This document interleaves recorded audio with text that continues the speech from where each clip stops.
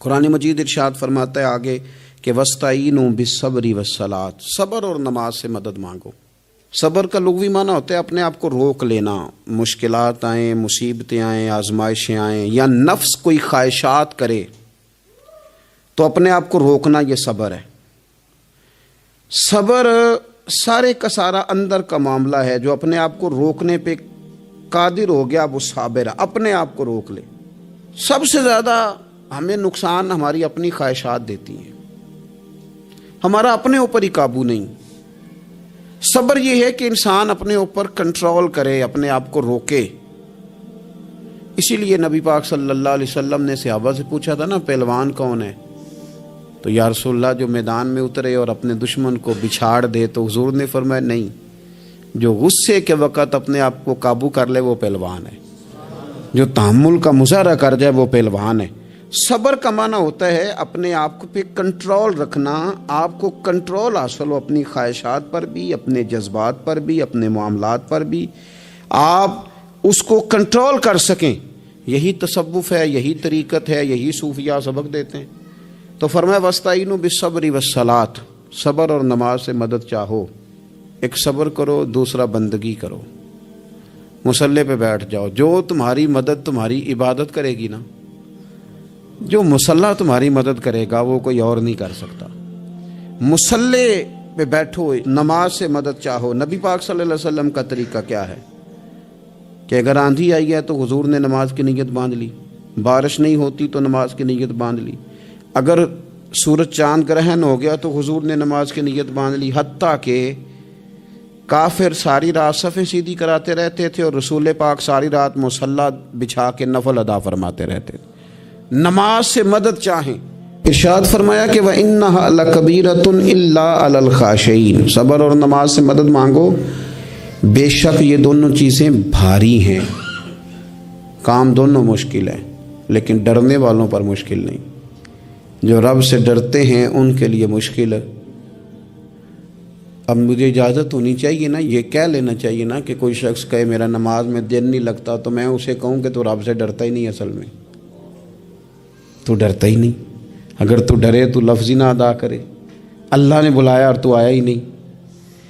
فرمایا یہ وزن ضرور ہے ان دو چیزوں کا، لیکن ڈرنے والوں پر، یہ ڈرنے والے کون ہیں؟ فرمایا الذین یظنون انہم ملاقو ربہم وانہم الیہ راجعون، جو اس بات کا یقین رکھتے ہیں کہ ہم نے اپنے رب سے ملاقات کرنی ہے اور ہمیں اسی کی طرف لوٹ کر جانا ہے۔ جس بندے کو یقین ہونا میں نے رب سے ملنا ہے، میں نے اس سے ملنا ہے، اسی کی طرف جانا ہے، اس کے لیے نہ نماز مشکل ہے نہ صبر مشکل ہے، اس کے لیے دونوں چیزیں آسان ہو جاتی ہیں۔ شرط یہ ہے کہ شوق ہو تیرے اندر رب سے ملاقات کا، تجھے شوق ہو۔ میرے نبی پاک صلی اللہ علیہ وسلم نے فرمایا لوگوں جو رب سے ملنے کا شوق رکھتا ہے نا، اللہ بھی اس سے ملنا پسند کرتا ہے، اور جس کے دل میں شوق ہی نہیں رب سے ملنے کا، تو جو اللہ کی ملاقات پہ یقین رکھتا ہے نا، وہ پھر نماز اور صبر کا عادی ہو جاتا ہے۔ تو ان تین چار چیزوں پر خوب توجہ کریں، خوب توجہ کریں۔ صبر اور نماز خاص چیز ہے۔ حضرت غوث اعظم رضی اللہ تعالیٰ عنہ فرماتے ہیں اگر آزمائشیں نہ ہوتی تو سارے لوگ ہی عابد زاہد ہوتے۔ یہ تو آزمائش آتی ہے، صبر کرنا پڑتا ہے، تو پھر پتہ چلتا ہے کہ عابد زاہد کون ہے۔ آزمائشیں نہ ہوتی تو سارے عابد زاہد ہوتے۔ اللہم صلی علی سیدنا و مولانا محمد معدن الجود والکرم وعلی آلہ وصحبہ وبارک وسلم۔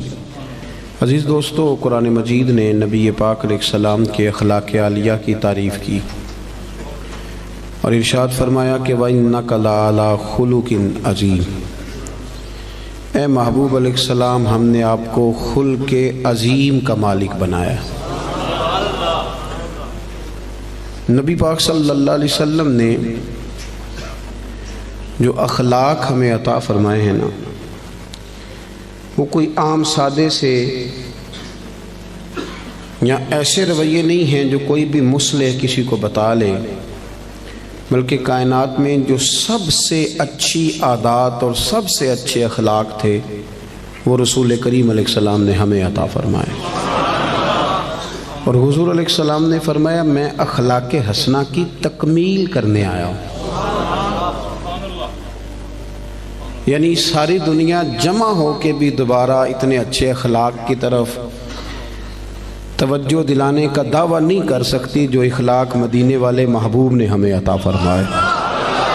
یہ حد ہے، اس سے مزید آگے کوئی بڑھ سکتا؟ وَإِنَّكَ لَعَلَىٰ خُلُقٍ عَظِيمٍ۔ اور جناب عائشہ صدیقہ رضی اللہ تعالیٰ عنہ اس کی تفسیر میں فرمایا کرتی تھی کان خلقہ القرآن، کہ وہ سارے اخلاق جن کو قرآن بیان کرتا ہے نا وہ سارے حضور نے کر کے دکھائے، وہ سرکار نے ہمیں کر کے دکھائے۔ ہمارے ہاں لوگ یہ سمجھتے ہیں کہ صرف میٹھا بولنے کا نام اخلاق ہے، حالانکہ اخلاق اعلیٰ حضرت نے خلق کا ترجمہ خو کیا ہے، یعنی عادت۔ اچھے اخلاق بنیادی طور پہ اچھی عادات کو کہتے ہیں۔ لوگ سمجھتے ہیں کہ صرف شاید میٹھا بولنے کا نام، یہ بھی اخلاق کا ایک حصہ ہے لیکن ایک حصہ ہے۔ میٹھا بولنا کل اخلاق نہیں، میٹھا تو آپ کو پتہ ہے لوگ اپنے مطلب کے لیے بھی بولتے ہیں، میٹھا تو لوگ مطلب کے لیے بھی بولتے ہیں۔ جہاز کا جو عملہ ہوتا ہے ان کی بڑی بڑی تگڑی تنخواہیں ہوتی ہیں، بڑی بڑی، تو ان میں سے جو آدمی 2 لاکھ روپیہ مہینہ لیتا ہے اسے پتہ ہوتا ہے کہ یہ بندہ 15,000 کی ٹکٹ لے کے بیٹھا ہوا ہے، لیکن وہ جتنی مرضی تلخی کرے ان کی ٹریننگ ہوتی ہے کہ تم نے تلخ نہیں بولنا، یہ ٹریننگ ہوتی ہے۔ بلکہ چلیں اس سے زیادہ کھول کے بات عرض کرتا ہوں، آپ یہ اپنے شہر میں کسی کپڑے والی دکان پہ چلے جائیں تو سیل مین سے کہیں کہ ایک سوٹ دکھائیں تو وہ آپ کو دکھائے گا، نہیں یہ نہیں مجھے پسند تو وہ دوسرا تھان کھول لے گا، یہ بھی نہیں پسند تو وہ سارے کھول کے لے آئے گا۔ آپ آنے لگیں گے تو کہے گا انکل ذرا ٹھہریے میں نے کچھ پیچھے بھی رکھے ہوئے، وہ بھی کھول کے لائے گا۔ پھر بھی آپ نے کہہ دیا کہ نہیں تیرے پاس وہ ہے ہی نہیں یار، تو نے میرا وقت ضائع کیا، تو پھر بھی بد اخلاقی نہیں کرتا وہ، بلکہ آپ سے کہتا ہے اگلے ہفتے آئیے گا نیا مال بھی آنا ہے۔ لیکن جب آپ نیچے اترے سیڑھیوں سے تو اس نے پیچھے سے کہا کہ ایک جوڑا اس نے لینا ہوتا ہے اور نخرہ دیکھو کتنا ہے، تو آپ کا کیا مطلب ہے؟ یہ بندہ اخلاق والا ہے؟ یہ اخلاق، اس نے تو غیبت کی، اس نے ظلم کیا اپنی جان پہ۔ لوگ سمجھتے ہیں کہ فقط میٹھا بولو، یعنی آپ میٹھے بولتے جائیں باقی جو مرضی کرتے جائیں۔ اخلاق صرف میٹھا بولنے کا نام نہیں، اخلاق میٹھا بولنے کو نہیں کہتے، اخلاق تو سچ بولنے کو کہتے ہیں۔ سچ بولنا اور اس سچائی میں پھر مٹھاس پیدا کرنا، پھر اس کا نام حسن اخلاق ہے۔ سچ بولنے کا نام اخلاق ہے، خودداری کا نام اخلاق ہے، عزت نفس کا نام اخلاق ہے۔ عزیز دوستو، دیانتداری کا نام اخلاق ہے۔ نبی کریم صلی اللہ علیہ وسلم نے نا ہمیں بلند اخلاق سکھائے، بلند اخلاق۔ آج جن چیزوں کی بہت زیادہ ضرورت ہے ان میں سے ایک چیز ہے خودداری، عزت نفس۔ یہ دولت بے بہا ہے۔ حضرت حکیم بن حزام رضی اللہ تعالیٰ عنہ فرماتے ہیں کہ ہم کچھ لوگ نبی پاک صلی اللہ علیہ وسلم کی بارگاہ میں حاضر ہوئے تھے، حضرت عبد الرحمن ابن عوف بھی ان میں شامل تھے۔ ہم جب حاضر، یہ سیاستہ کی روایت ہے، کہتے ہیں جب ہم حاضر خدمت ہوئے تو حضور نے فرمایا میرے ہاتھ پہ بیعت کرو، تو ہم نے اس کی حضور ہم تو پہلے بیعت کر چکے، بیعت اسلام تو ہو چکی۔ حضور نے دوبارہ فرمایا بیعت کرو۔ ایک صحابی نے پھر عرض کی حضور بیعت کر چکے ہیں، تو حضور نے فرمایا دوبارہ بیعت کرو، اور اس بات پر بیعت کرو کہ کسی دنیا دار کے آگے ہاتھ نہیں پھیلاؤ گے، کسی دنیا دار کے سامنے۔ ایک ہے اللہ والوں سے مانگنا، اللہ والوں کی مدد تو عین اللہ کی مدد ہوتی ہے، دنیا داروں سے مانگنا، اور ایک ہے دین کے لیے کسی کو توجہ دلانا، اس کا بھی معنی اور ہے، لیکن اپنی ذات کے لیے مانگنا، لالچ کرنا، لوگوں کی جیبوں کو دیکھنا۔ ہمارے نوجوان سہارے تلاش کرتے پھرتے ہیں، وہ میری لندن والی پھوپھی مہربان ہو جائے تو میرا کام بن جائے گا، کبھی میرا امریکہ والا ماموں مجھے لے جائے تو میں بچ گیا۔ سہارے ڈھونڈتے پھرتے ہیں، سہارے کمزور لوگ ڈھونڈتے، کمزور لوگ سہارے ڈھونڈتے ہیں۔ اسلام تو وہ والا اخلاق سکھاتا ہے کہ سہارے ڈھونڈو نہ بلکہ کسی کا سہارا بن جاؤ۔ سہارا بنو کسی کا. حضور نے باقاعدہ بیعت لی, فرمایا بیعت کرو میرے ہاتھ پر کہ تم کسی کے آگے سوال. تو حضرت حکیم بن حزام کا اپنا یہ حال تھا کہ بوڑھے ہو گئے تھے, ضعیف تھے, چلتے تھے تو کمر میں تکلیف ہوتی تھی. ایک دفعہ گھوڑے پہ بیٹھے تھے یا اونٹ پہ بیٹھے تھے تو ہاتھ سے درہ گر گیا زمین پہ. آپ کا خادم قریب کھڑا تھا, بڑی مشکل سے گھوڑے سے اترے, وہ درہ اٹھایا, دوبارہ بیٹھنے لگے تو تکلیف ہوئی. 2-3 دفعہ کوشش کر کے بیٹھ گئے تو خادم کہنے لگا حضور مجھے حکم دے دیتے میں پکڑا دیتا. فرمانے لگے کیسے تمہیں کہہ دیتا, میں نے اپنے محبوب سے وعدہ کیا ہے کہ زندگی میں کسی دنیا دار سے سوال نہیں کروں. یہ کمزور لوگ ہوتے ہیں میرے بھائی. غیرت, اقبال نے کہا, اقبال کہنے لگے غیرت ہے بڑی چیز جہان تگ و دو میں. غیرت مند بن, تو کسی کے سامنے ہاتھ پھیلاتا ہے. غیرت ہے بڑی چیز جہان تگ و دو میں, پہناتی ہے یہ فقر کو تاج سردارا. فرمایا فقیر اگر سرداری والا تاج پہننا چاہتے ہیں نا تو پھر وہ ہاتھ پھیلانا چھوڑ دیں. مسند امام احمد بن حنبل کی حدیث کے 2 جملے ان کو رٹ کے یاد کر لینا آپ نے. ایک شخص نے عرض کیا تھا یا رسول اللہ صلی اللہ علیہ وسلم ذلت کیا ہے؟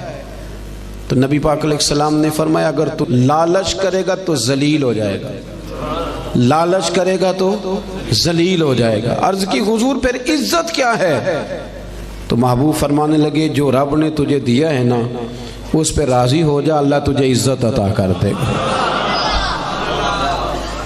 خوددار بنے. قرآن پاک نے نا تعریف کی ہے اصحاب صفہ کی. قرآن کہتا ہے لا یسألون الناس الحافا, وہ کسی سے لپٹ لپٹ کر سوال نہیں کرتے.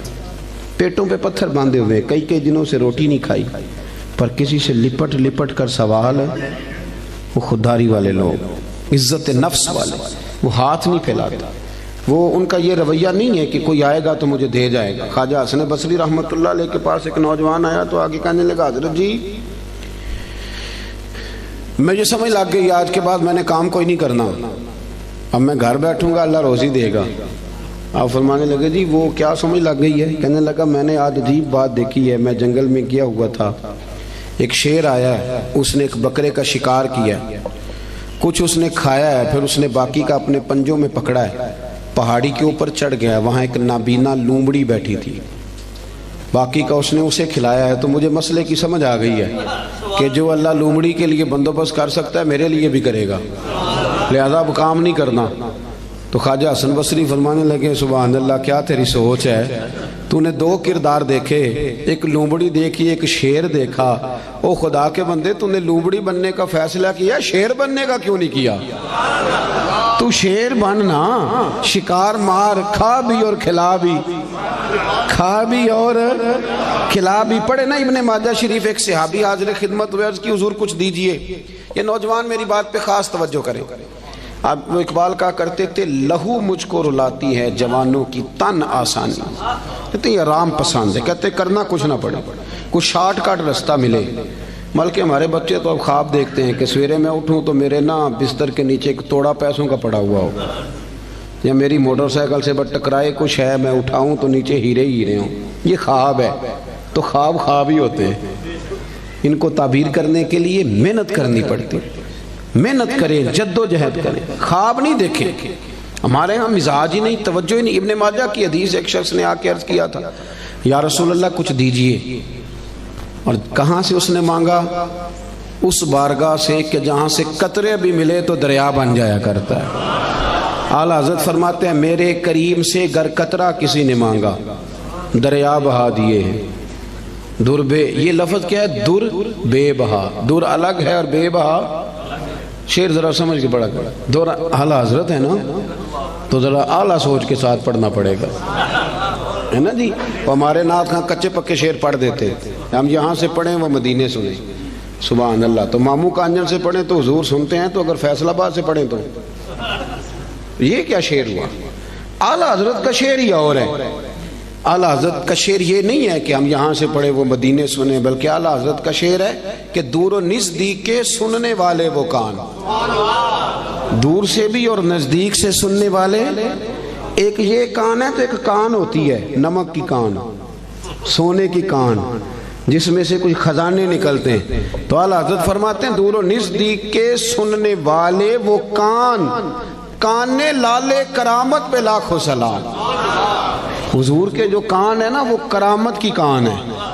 وہ وہاں سے کرامت کے لال نکلتے ہیں. فاضل بریلوی کا شعر تو پھر وہ بہت ساری تفسیریں کرتا ہے نا. بار وقت نہیں کہ میں اس طرف جاؤں, مضمون پہ رہنا چاہتا ہوں. مانگا اس نے کچھ آ کے, تو نبی پاک صلی اللہ علیہ وسلم نے نا, حضور سب کو دیتے تھے اور بے بہا دیتے تھے, اور جو ایک دفعہ حضور سے مانگتا تھا کہیں اور جانے کی ضرورت ہی نہیں پڑتی تھی. لیکن اس صحابی سے, نوجوان سے نبی پاک نے فرمایا تیرے پاس کوئی شے نہیں, تو مانگنے آیا ہے. تو اس نے عرض کی یا رسول اللہ میرے گھر میں نا ایک کمبل ہے اوڑھنے کا اور ایک پیالہ ہے پانی پینے کا. صحیح بتانا اتنا غریب کوئی اس محفل میں ہے جس کے گھر میں ایک ہی کمبل اور ایک ہی پیالہ ہو؟ بولتے کیوں نہیں, آپ ناراض ہیں؟ چلو نہ ہی کر دیں. کوئی ایسا غریب ہے؟ لیکن آپ ہر تیسرے آدمی سے پوچھیں حال کیا تو وہ رو پڑے گا, کہے گا سب سے غریب میں ہی نہیں. ہر تیسرا بندہ غریب ہے, پریشان ہے. اتنا بھی کوئی غریب ہوگا کہ ایک پیالہ پانی پینے کا اور ایک کمبل اوڑھنے کا؟ نبی کریم علیہ السلام نے نا وہاں اسے یہ نہیں کہا کہ چل تو رو آنسو بہا, اور میں لوگوں کو بھی کہتا ہوں کہ سارے کہیں کہ بڑا غریب ہے اس کے ساتھ تعاون کرو. نا, اس غریبی پر بھی رسول کریم نے غیرت کا درس دیا. حضور نے فرمایا جا کمبل اور پیالہ لے کے آ. وہ لے کے آئے تو اللہ کے رسول نے فرمایا کون خریدے گا بھائی؟ ایک صحابی نے عرض کی حضور 1 دینار, دوسرے نے کہا 2 دینار. حضور نے 2 دینار والے کو کمبل اور پیالہ بھی بیچ دیا. اس نے نہیں کہا کہ حضور 2 ہی چیزیں تھی وہ بھی بیچ دینے لگے ہو. حضور نے بیچ دیا اور اس سے فرمایا جا 1 دینار کی روٹی لے جا اور 1 دینار کا نا کلاڑا خرید کے لا. کلاڑا, نوجوانوں ادھر دیکھو میری طرف, دنیا میں کوئی پیشہ برا نہیں. جھاڑو مار کے بھی روٹی کھانا برا نہیں. ریڑھی لگانے والا تو بڑا باعزت آدمی ہوتا ہے. ایک کی پیشہ برا ہے, وہ ہے کسی کے سامنے ہاتھ پھیلانا. باقی کوئی شے بری نہیں. کریم رسول صلی اللہ تعالی علیہ وسلم نے فرمایا کلاڑا خرید کے لا. صحابہ کہتے وہ کلاڑا خرید کے لایا, پر اس کے نصیب دیکھو, کلاڑا وہ لایا پر اس میں دستہ میرے مصطفیٰ کریم نے اپنے دستے مبارک سے لگایا. اور حضور نے اسے فرمایا چلنا جنگل میں, لکڑیاں کاٹ, کھا بھی اور کھلا بھی, پہن بھی, اور فرمایا 15 دن مجھے نظر نہ آنا. یعنی فرض نماز کے لیے آنا, اس کے علاوہ یہاں نہ آنا, جا کام کر. 15 دنوں کے بعد آیا. یہ لفظ امام سیوطی نے در منصور میں لکھے ہیں. 15 دن کے بعد آیا تو حضور نے فرمایا تیرا کیا حال ہے؟ عرض کرنے لگا یا رسول اللہ پہلے 1 کمبل تھا, اب سارے گھر کے بستر بن گئے. پہلے 1 پیالہ تھا, بڑے برتن بن گئے. اور امام سیوطی نے یہ لفظ بڑھا کے لکھے ہیں, یہ سہا کے نہیں ہیں. کہتے ہیں اس نے جیب میں ہاتھ ڈالا اور 10 دینار نکالے. عرض کرنے لگا حضور یہ رکھ لیں, مسجد اور مدرسے کے کام آ جائیں گے, یہ میری طرف سے نذرانہ. علامہ اقبال تھے یورپ میں, تو ان کے بیٹے نے خط لکھا کہ ابا جی مجھے کچھ پیسوں کی ضرورت ہے, تو آپ کا نام لے کے کسی سے قرضہ پکڑ لوں. تو اقبال نے جواب میں نظم لکھ کے بھیجی. اقبال کہنے لگے دیار عشق میں اپنا مقام پیدا کر, دیار عشق میں اپنا مقام پیدا کر, دیار عشق میں اپنا مقام پیدا کر, نیا زمانہ نئے صبح و شام پیدا کر. خدا اگر دل فطرت شناس کرے عطا تجھ کو, تو پھر سکوت لالا و گل سے کلام پیدا کر.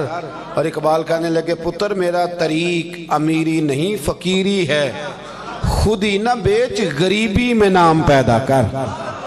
خود ہی نہ بیچ غریبی میں, کس میں؟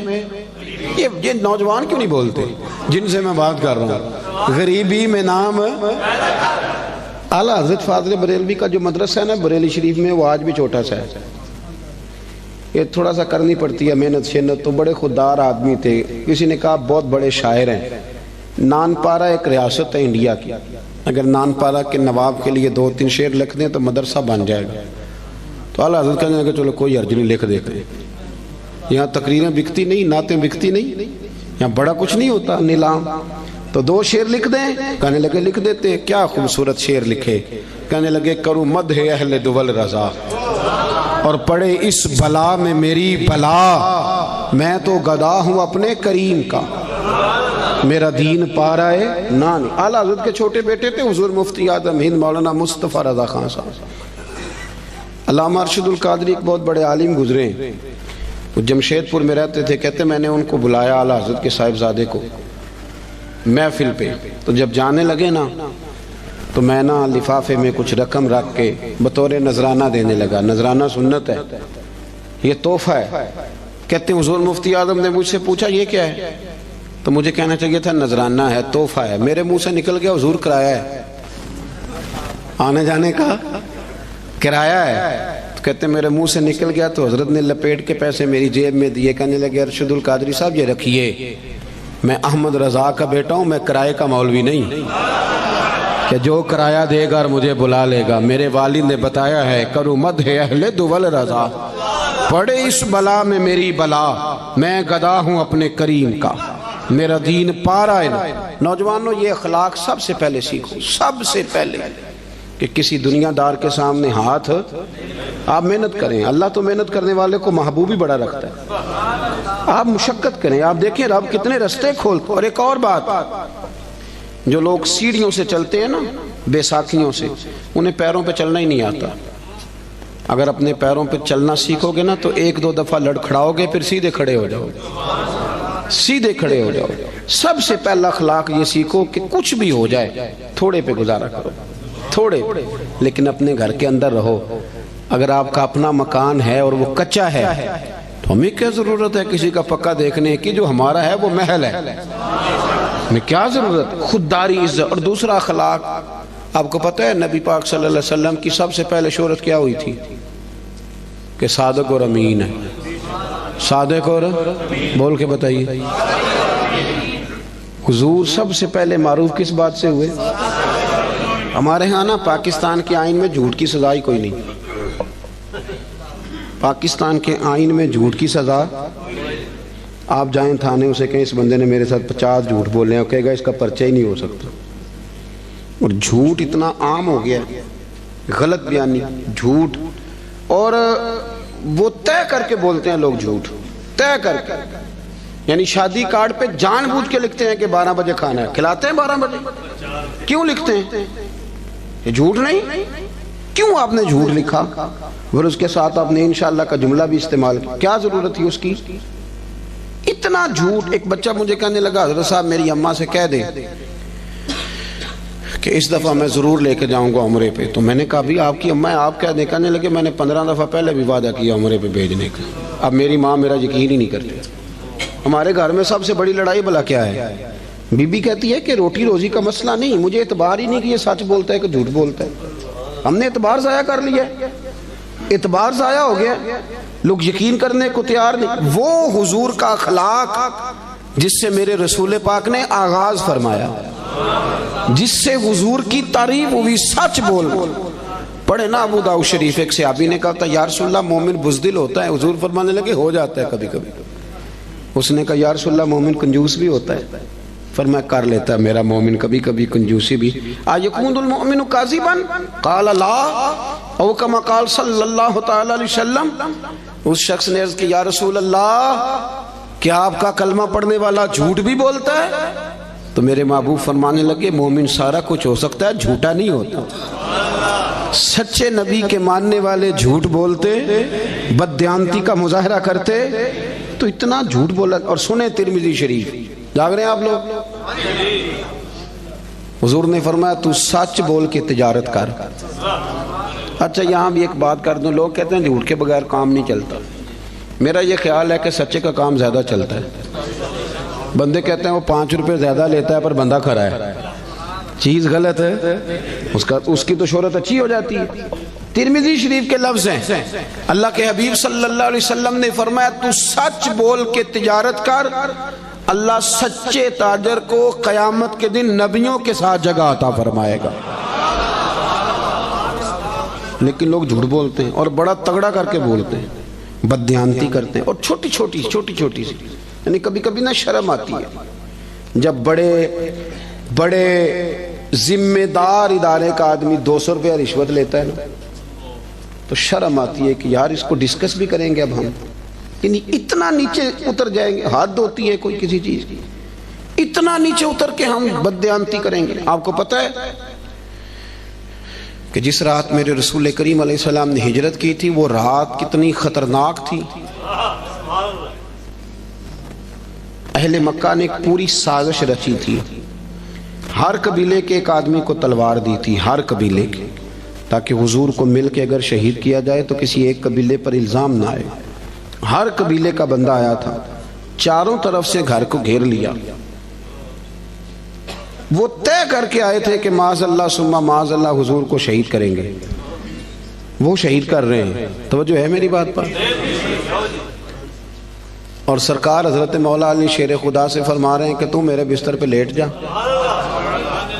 سویرے لوگوں کی امانتیں واپس کر کے آ جانا. محققین کہتے ہیں کہ وہ امانتیں بھلا کن لوگوں کی تھیں جو باہر تلواریں لے کے کھڑے تھے. مجھے سچ بتاؤ کہ جس بندے سے میں نے لینا ہو لاکھ روپیہ وہ عمرے پہ جانے لگے, حالانکہ مجھے پتہ ہے کہ 20 دنوں میں 28 دنوں میں لوٹ آئے گا, تو میں اسے جانے دیتا ہوں. میں کہتا ہوں پہلے میرے پیسے رکھ.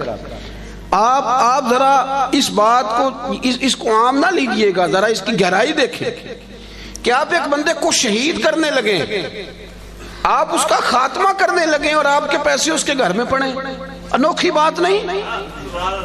اخنس بن شریک سے ابو سفیان کہنے لگے کہ سنا تیرے بھی پیسے وہاں پڑے ہیں, تو شہید کرنے آ گیا تو پیسے تو لے لینے تھے. تو اخنس بن شریک کہنے لگا ابو سفیان چپ کر, بات کا تجھے بھی پتہ ہے اور بات کا مجھے بھی پتہ ہے. وہ باہر سے نہیں آئے, یہیں پیدا ہوئے, یہیں جوان ہوئے, ہمارے سامنے ان کی کن پٹیوں پہ بال سفید آئے. جانتا تو بھی ہے اور پتہ مجھے بھی ہے, مخالفت جتنی مرضی کریں, پر یہ تو ہمیں پتہ ہے نا کہ وہ دنیا سے چلے بھی گئے تو ہماری امانتیں پھر بھی ضائع نہیں ہوں. آپ کیا بات کرتے ہیں صاحب, تیری صورت تیری سیرت زمانے سے نرالی ہے اور تیری ہر ایک ادا پیارے ادائے بے مثالی ہے. میرے عزیز, اتنی بڑی بات کہ پیسے گھر میں پڑے ہیں, تو ان کا یہ دعویٰ ہے کہ وہ شہید بھی ہو گئے تو ہماری امانتیں ضائع.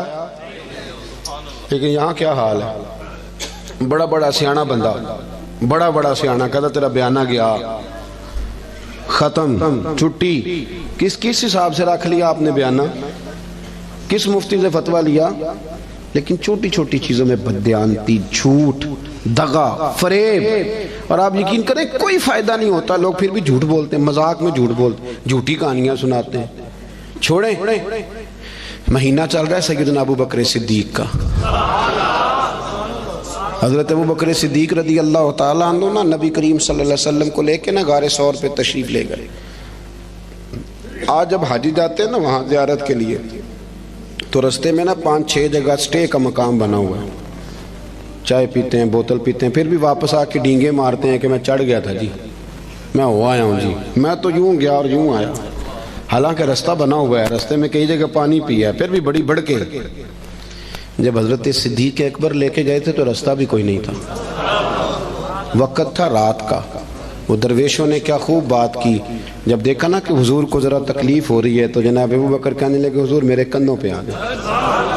وہ درویش کہنے لگے او ویکھو پبا پار کدب نہیں جے لاؤندا تے 100 پہاڑ تے چڑھیا جاندا, او پیا جاندا دے یار نبی دا اے اصلی دلدار نبی. ابو بکر صدیق نے نا اپنی جوان بیٹی, ذرا توجہ کرنا میری بات پر, بیٹیاں بڑی پیاری ہوتی ہیں.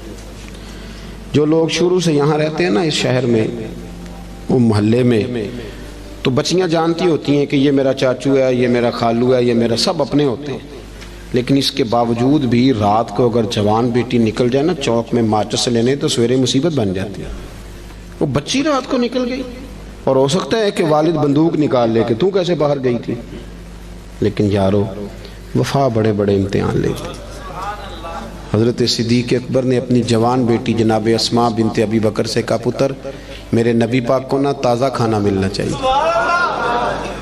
حضرت اسماء کہتی ہیں میں روز روٹی پکاتی تھی اور تازی پکاتی تھی, اور جب دنیا سو جاتی, جوان بیٹی, رستہ کوئی نہیں غار میں جانے کا, دنیا سو جاتی تو کہتی ہیں میں پھر چادر اوڑھتی.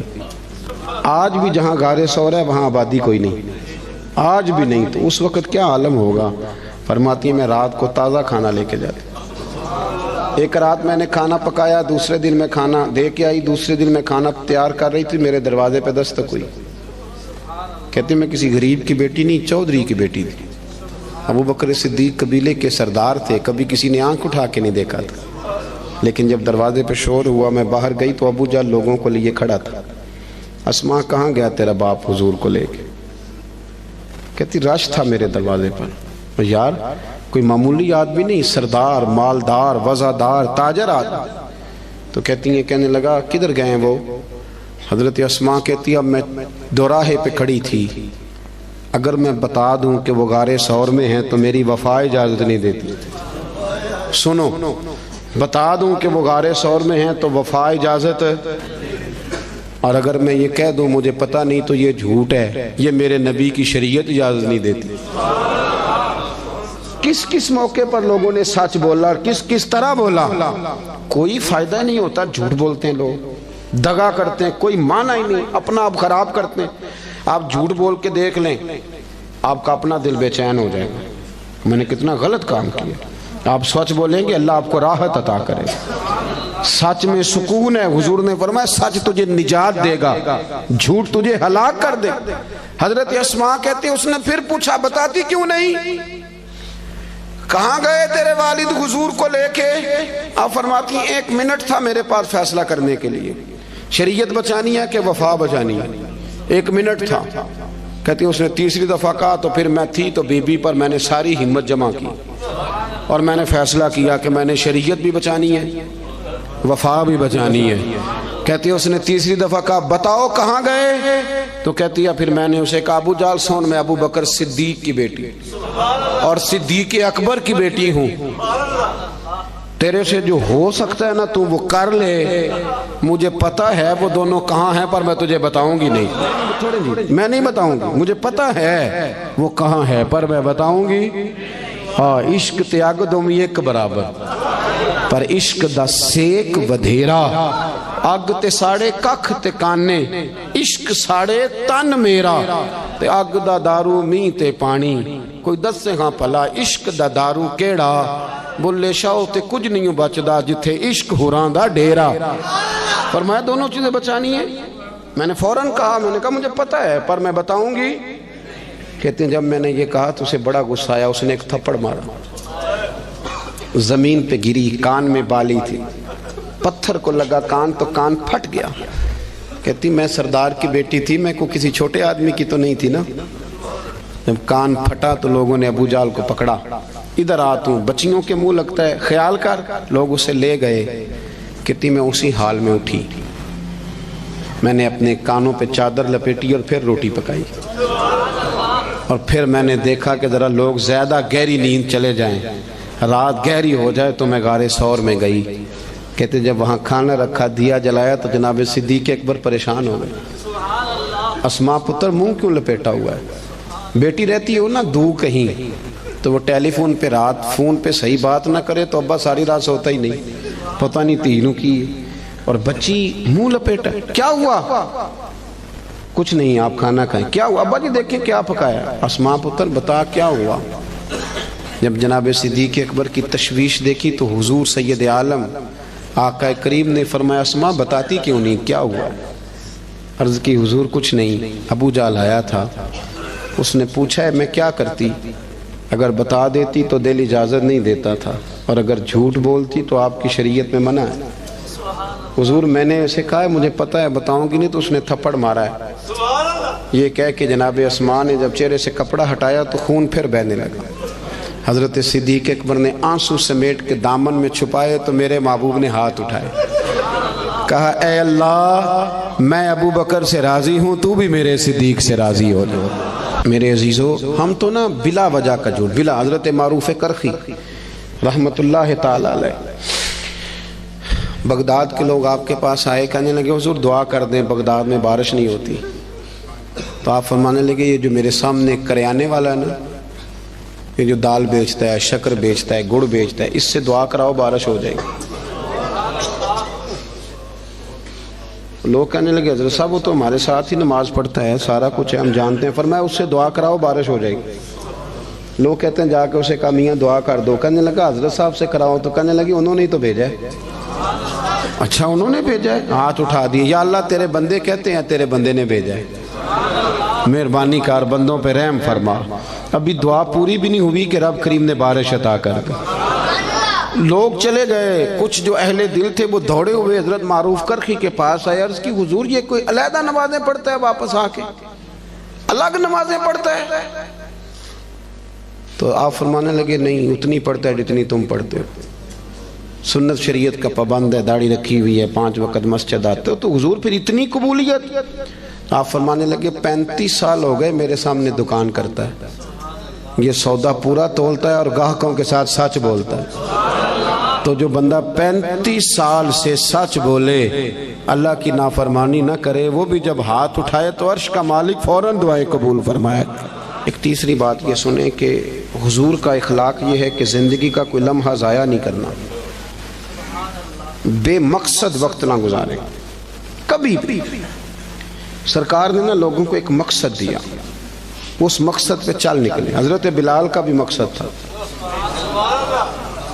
حضرت عمر فاروق کا بھی ایک، حضرت خالد بن ولید کا بھی ایک۔ میری بات کی سمجھ آ رہی ہے؟ کوئی زندگی میں نا کوئی مقصد بنائے، اور اگر اللہ دے توفیق تو پھر میرے نبی کریم کے دین کی خدمت کو بھی مقصد بنائے۔ پتہ میں آپ کو عرض کروں، کسی بندے کو لو لگ جائے نا کہ میری 4 بہنیں جوان ہیں، میرا ابا بوڑھا ہو گیا ہے، تو 4 بہنیں اس سے چھوٹی ہوں تو پردیس چلا جاتا ہے اور کہتا ہے پہلے ان 4 کی شادی کروں گا پھر اپنی کروں گا۔ کرتے ہیں کہ نہیں ایسے لوگ؟ کرتے ہیں نا۔ لو لگ گئی ہے نا کہ میں نے اپنے گھر کو چلانا ہے، کسی کو گھر چلانے کی لو لگ گئی، کسی کو مکان بنانے کی، کسی کو بہنیں بیانے کی، کسی کو ماں باپ کو حج کرانے کی۔ کچھ ایسا بھی ہونا چاہیے کہ دین آگے پھیلانے کی بھی لو لگ جائے۔ ہم نے نا بحث سمجھ لیا ہے کہ دین بس بحث کرنے آیا ہے، 1 ربیع الاول سے 12 ربیع الاول تک بحث کرو کہ میلاد منانا چاہیے کہ نہیں، اور ٹکا کے کرو۔ اور جن کی 7 نسلیں میلاد مناتی آ رہی ہیں اور سارے منا، وہ بھی پوچھتے ہیں ہر سال ہی کہ جائز ہے کہ ناجائز ہے۔ میں کہتا ہوں اب بس کریں، اب کتنا کو پوچھنا ہے، اب عمل کا رستہ اختیار کریں۔ اب اور میں نے اس دفعہ دوستوں سے کہا تھا کہ میرا دل کرتا ہے اب یہ نہ پوچھو میلاد منانا چاہیے کہ نہیں، اب میرا یہ دل کرتا ہے کہ ہم سے یہ پوچھیں کہ میلاد کی جھنڈیاں وضو کر کے لگانی چاہیے کہ بغیر وضو کے بھی لگ جاتی ہیں۔ اب ساری زندگی یہیں اڑے رہنا ہے، آگے بھی تو بڑھو نا تھوڑا سا۔ دین کے لیے نا جد و جہد نہیں، شوق نہیں، بلکہ بہانے بازی ہے، فلانا لڑتا ہے، فلانا ایسے کرتا ہے، فلانا۔ چھوڑیں، آپ نے عمل کب کیا ہے؟ دین کو تھوڑا سا مقصود بنائیں، کوئی ایک لائق سا بچہ نکال کے نا اسے دین کا عالم بنائیں، کچھ تھوڑا سا نا دینی چیزوں کو پڑھیں، کچھ لوگوں کو پڑھنے کی رغبت دیں۔ ہمارے ہاں نا وہ کسی ایک مدرسے کا کوئی استاد، اس کی فوٹو چھپ جائے نا اس نے بڑا مارا ہے اور بچے کے کمر پہ نشان پڑ گئے تو فوٹو اچھی چلتی ہے سوشل میڈیا پہ 4 دن۔ مجھے بھی ایک نے لا کے دکھائی، کہنے لگے مولوی صاحب مار مار کے ویکھو کی حال کیتا ہے۔ میں نے اسے کہا کہ کتنے مدرسے ہیں پاکستان میں؟ مدرسوں کی تعداد ہزاروں میں، تو یہ ایک بندہ آپ کو ایسا نکلا ہے تو آپ نے ادھم مچا دیا ہے۔ اس نے غلط کیا، اسے ایسا نہیں کرنا چاہیے تھا، پر آپ میرے ساتھ چلے، میں بتاتا ہوں یونیورسٹیوں میں کیا کیا خرابیاں ہیں، کالجوں میں کیا خرابیاں ہیں۔ آپ حیران ہوں گے کہ نشہ سب سے زیادہ یونیورسٹیوں اور کالجوں میں بکتا ہے۔ آپ نے کبھی دیکھا ہے کوئی مولوی ہائی لائٹ کرتا ہو کہ یونیورسٹیوں میں یہ کچھ ہو رہا ہے؟ کبھی دیکھا آپ نے؟ نہیں کرتے، اس لیے کہ ہم سمجھتے ہیں وطن ہمارا اپنا ہے اور یونیورسٹیاں ہماری اپنی ہیں، پڑھنے والے بچے ہمارے۔ ہم مدارس کے بچوں کو اپنا کیوں نہیں سمجھتے؟ مسجد کو اپنا کیوں نہیں سمجھتے؟ یہ بھی ایک ادارہ ہے، یہ بڑا کچھ ہمیں دیتا ہے، بڑا کچھ۔ لوگ کہتے ہیں مولوی کچھ نہیں کر رہے، تو میں کہتا ہوں کبھی ایسا ہوا ہے کہ تراویحاں کسی مسجد میں رہ گئی ہوں کہ حافظ نہیں ملا؟ بتائیں کبھی ہوا ہے؟ اس مسجد میں آج جمعہ نہیں ہوا جی، مولوی کوئی نہیں ملا۔ تو مدارس کچھ کر رہے ہیں تو اتنا بڑا انقلاب آیا ہوا ہے۔ ہر شعبے کے لیے آپ کو بندہ ملتا ہے۔ اپنا دین کو مقصد بنائیں، اور کچھ نہ کر سکیں تو کم از کم دینی لوگوں کی حوصلہ شکنی نہ کریں۔ ایسے کہ بندہ پگڑی باندھ کے آ جائے تو اسے کہہ دے کہ تو اچھا لگ رہا ہے، ویسے ایک میرا دل کر رہا ہے بات کر دوں، وہ بھی میں کر ہی دیتا ہوں۔ آپ نا بیوٹی پارلر سے تیار ہو کے ہیں تو لوگ کہیں گے سونے لگ رہے ہیں، یہی کہیں گے. لیکن اگر آپ امامہ باندھ کے، داڑھی رکھ کے، کنگھی کر کے، خوشبو لگا کے ہیں تو لوگ تعریف پھر بھی کریں گے، پر یہ نہیں کہیں گے سونے لگ رہے ہیں، کہیں گے کتنا نورانی چہرہ ہے. تو دین کے رنگ میں تو تعریف بھی بدل جاتی ہے اور مزہ دیتی ہے. تو اپنا مقصود بنائے. مجھے بتایا گیا یہاں مسجد اور بڑی جلدی مدرسے کا بھی آغاز ہونے لگا ہے. میں اس چیز کا قائل ہوں کہ مسجد اور مدرسہ جہاں بھی ہو وہ میرے نبی پاک کی پسند ہے. اپنی توجہات بڑھایا کریں. انسانوں میں غلطیاں ہوتی ہیں. مسجد و مدرسوں میں رہنے والے لوگ فرشتے نہیں ہوتے، انسان ہوتے ہیں. تو غلطیاں جہاں ہوتی ہیں ان کو صحیح کیا جاتا ہے، غلطیوں کی مخالفت شروع نہیں کی جاتی. اس مدرسے کو، اس مسجد کو آپ نے توجہ دینی ہے. توجہ. میرے پاس نا میرے کچھ مریدین جو لاہور سے تعلق رکھتے ہیں وہ سارے آئے ہوئے تھے، کچھ دن ہو گئے. وہ کافی سارے لوگ تھے تو کچھ وظائف کی بات چیت چل رہی تھی. تو میں نے انہیں کہا بھی تمہارا ایک وظیفہ میں نے اور بڑھا دیا. وہ پیر صاحب وہ کیا؟ میں نے کہا آپ جس محلے سے آئے ہیں نا، آپ نے ہر جمعے اپنے محلے کی مسجد کی صفائی کرنی. یہ ہمارا وظیفہ ہے، اس کو آپ نے پڑھنا ہے. اور مسجد کے انتظامی معاملات میں مداخلت نہیں کرنی. امام، خطیب، کمیٹی کیا کر رہی ہے اس سے سروکار نہیں. مسجد کی صفائی کریں. آپ کر کے دیکھیں، اللہ آپ کو سکون عطا کرے گا. بہت بڑے درویش گزرے، بابا فرید. جو بندہ کہتا تھا نا دل پریشان ہے اسے جھاڑو دیتے تھے. کہتے تھے جا مسجد میں جا کے جھاڑو دے، رب تجھے سکون عطا کرے گا. اور خود فرمایا کرتے تھے اٹھ فریدہ ستیا تے جھاڑو دے مسجد. اٹھ فریدہ ستیا تے جھاڑو دے. بولیے. چلے مذہبی لوگوں سے بھی بات کر ہی لیتے ہیں. وہ امام صاحب کہتے ہیں مسجد کمیٹی دی وہ صفائی کرے. میں تو امام ہوں نا، امام تو نہیں صفائی کرتا ہوں. تو کمیٹی والے کہتے ہیں حضرت صاحب کرائی صفاؤ تسی کڑا آپ کرنی، بالا کو لے کرانی جی. وہ بھی بڑے پکے ہیں. تو میں کہتا ہوں کہ مسجد کمیٹی کی ہے کہ اللہ کی ہے؟ اس یہاں کون آتا ہے؟ اللہ کے پرونے آتے ہیں نا، اللہ کے مہمان آتے ہیں. میں الحمدللہ خوشی محسوس کرتا ہوں مسجد کو صاف کرتا، اس لیے کہ وہ رب کا گھر ہے. تو آپ مسجد میں رہتے ہیں، میں مسجد میں رہتا ہوں. اس کا کیا معنی ہوا کہ ہم اس میں بھی کہیں کہ ہماری حدق ہو رہی ہے، ہم کسی چودھری کا گھر صاف کر رہے ہیں؟ تو رب کریم کا گھر ہے. آپ کیوں ایسی کچی؟ اٹھ فریدہ ستیا جھاڑو دے مسجد، اور تو ستا رب جاگدا تیری ڈاڈے نال پرید. اٹھ فریدہ ستیا. داڑھی آ گیا پور، اگا نیڑے آ گیا پچھا رہ گیا دور. اٹھ فریدہ ستیا تے خلقت ویکھن جا، متے کوئی مل جائی بخشیا تے تم ہی بخشیا جا. ایک بات یہ عرض کی کہ خودداری پیدا کرے، اعلیٰ اخلاق ہے. اور دوسری گزارش یہ کی کہ سچ بولیں، دیانتداری کم. اور تیسرا اپنا کوئی مقصد بنائیں، ایک منٹ بھی زندگی کا ضائع نہ کرے. اور اگر دین مقصد بن گیا تو پھر تو دین بھی مل گیا، دنیا بھی مل گئی. جو میں کہہ سکا دعا کرتا ہوں اللہ اسے قبول فرما لے.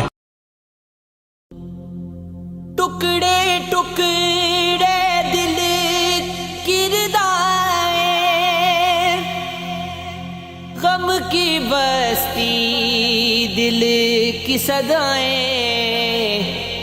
خود کو دیکھوں تو دکھتا ہے، میری آنکھیں تیری نگاہیں. زمین نہیں ہے، زمان نہیں ہے، میرا تو یہ بھی جہاں نہیں ہے. زمین نہیں ہے، زمان